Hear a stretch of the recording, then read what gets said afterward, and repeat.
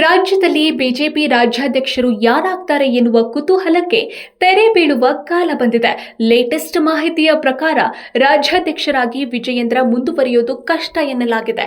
ರಾಜ್ಯ ಬಿಜೆಪಿ ವಲಯದಲ್ಲಿ ಈ ಬಗ್ಗೆ ಬಿಸಿ ಬಿಸಿ ಚರ್ಚೆಯಾಗ್ತಿದೆ. ಎಲ್ಲವೂ ಅಂದುಕೊಂಡಂತೆ ಆಗಿದ್ರೆ ಇಷ್ಟೊತ್ತಿಗಾಗಲೇ ಬಿಜೆಪಿ ರಾಜ್ಯಾಧ್ಯಕ್ಷರು ಯಾರು ಎನ್ನುವುದು ನಿರ್ಧಾರವಾಗಬೇಕಿತ್ತು.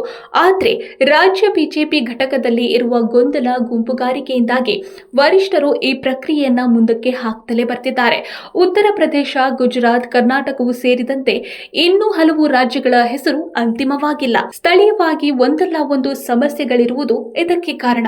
ಸೆಪ್ಟೆಂಬರ್ 9ಕ್ಕೆ ಉಪರಾಷ್ಟ್ರಪತಿ ಚುನಾವಣೆ ನಡೆಯಲಿದೆ. ಆ ಚುನಾವಣೆ ಮುಗಿದ ನಂತರ ರಾಜ್ಯಾಧ್ಯಕ್ಷರ ಹೆಸರನ್ನು ಬಿಜೆಪಿ ಹೈಕಮಾಂಡ್ ಅಂತಿಮಗೊಳಿಸಲಿದೆ. ಪ್ರಮುಖವಾಗಿ ಬಿಜೆಪಿ ರಾಜ್ಯಾಧ್ಯಕ್ಷ ಹುದ್ದೆಗೆ ಬಿವೈ ವಿಜಯೇಂದ್ರ, ವಿ ಸೋಮಣ್ಣ ಮತ್ತು ವಿ ಸುನಿಲ್ ಕುಮಾರ್ ಹೆಸರು ಕೇಳಿಬರ್ತಿತ್ತು. ಆದರೆ ವಿಜಯೇಂದ್ರ ಅಧ್ಯಕ್ಷರಾಗಿ ಮುಂದುವರಿಯುವುದಕ್ಕೆ ಒಂದು ವರ್ಗದ ತೀವ್ರ ವಿರೋಧವಿದೆ. ಇನ್ನು ತಟಸ್ಥ ಬಣದಲ್ಲಿ ಗುರುತಿಸಿಕೊಂಡವರಿಗೂ ಎಲ್ಲರಿಗೂ ಸಮಾಧಾನವಿದೆ ಎಂದೇನೂ ಇಲ್ಲ.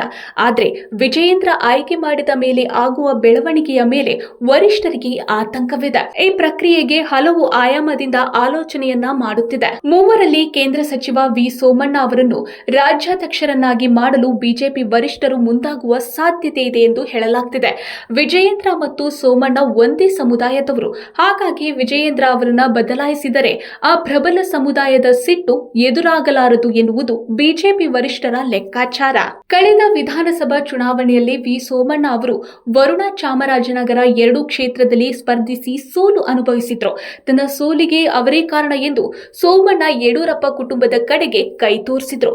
ಇದಾದ ನಂತರ ತುಮಕೂರು ಲೋಕಸಭಾ ಕ್ಷೇತ್ರದಲ್ಲಿ ಸೋಮಣ್ಣ ಗೆಲುವು ಸಾಧಿಸಿ ಅಚ್ಚರಿ ರೀತಿಯಲ್ಲಿ ಕೇಂದ್ರ ಸಚಿವರಾಗಿ ಆಯ್ಕೆಯಾಗಿದ್ರು. ಕೇಂದ್ರದಲ್ಲಿ ಪ್ರಧಾನಿ ಮೋದಿ ವಹಿಸಿರುವ ಕೆಲಸವನ್ನು ಅಚ್ಚುಕಟ್ಟಾಗಿ ಸೋಮಣ್ಣ ಮಾಡ್ತಿದ್ದಾರೆ.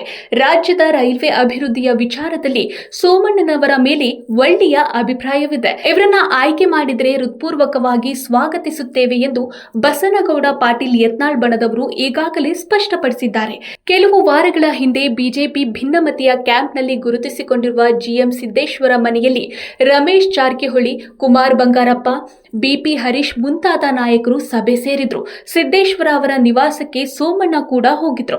ಇದಕ್ಕೆ ಅಪಾರ್ಥ ಕಲ್ಪಿಸುವುದು ಬೇಡ ಎಂದು ಸೋಮಣ್ಣ ಹೇಳಿದ್ರು. ಇದಕ್ಕೆ ಹಲವು ರಾಜಕೀಯ ಬಣಗಳು ಬಂದಿದ್ವು.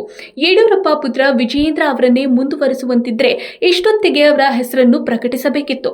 ಆದರೆ ವರಿಷ್ಠರ ವಿಳಂಬ ಧೋರಣೆಯ ಹಿಂದೆ ಬೇರೊಬ್ಬರ ಆಯ್ಕೆಯ ಬಗ್ಗೆ ಸುಳಿವು ಎನ್ನುವುದು ಬಿಜೆಪಿ ವಲಯದಲ್ಲಿ ಕೇಳಿ ಬರುತ್ತಿರುವ ಮಾತು. ಹಾಗಾಗಿ ಸೋಮಣ್ಣನವರ ಹೆಸರು ಘೋಷಣೆಯಾದ್ರೂ ಆಗಬಹುದು ಎನ್ನಲಾಗಿದೆ. ನಾನು 86 ಕೆಜಿ ಇದ್ದವಳು 71 ಕೆಜಿ ಬಂದಿದ್ದೀನಿ. ವಯಸ್ಸಾದ್ಮೇಲೆ ಸ್ಮಾರ್ಟ್ ಆಗಿ ಕಾಣ್ತೀರಾ ಅಂದ್ರೆ ಜಿನ್ನಿ. 126 ಕೆಜಿ ವೇಟ್ ಇದ್ದು ನಾವು ಈಗ 114 ಕೆಜಿ ಲೆಕ್ಕ ಬಂದಿದ್ದೀವಿ. ಯಾವುದೇ ಸೈಡ್ ಎಫೆಕ್ಟ್ ಆಗಿಲ್ಲ. 84ರಿಂದ 50 ಕೆಜಿ ಬಂದೆ. ಆಮೇಲೆ ಸಣ್ಣಗೆ ಫಿಟ್ ಆಗಿದ್ದೀನಿ. ಅದಕ್ಕೆ ನಾನು ಯೂಸ್ ಮಾಡ್ತಾ ಇರೋದು ಜೀನಿ ಸ್ಲಿಮ್.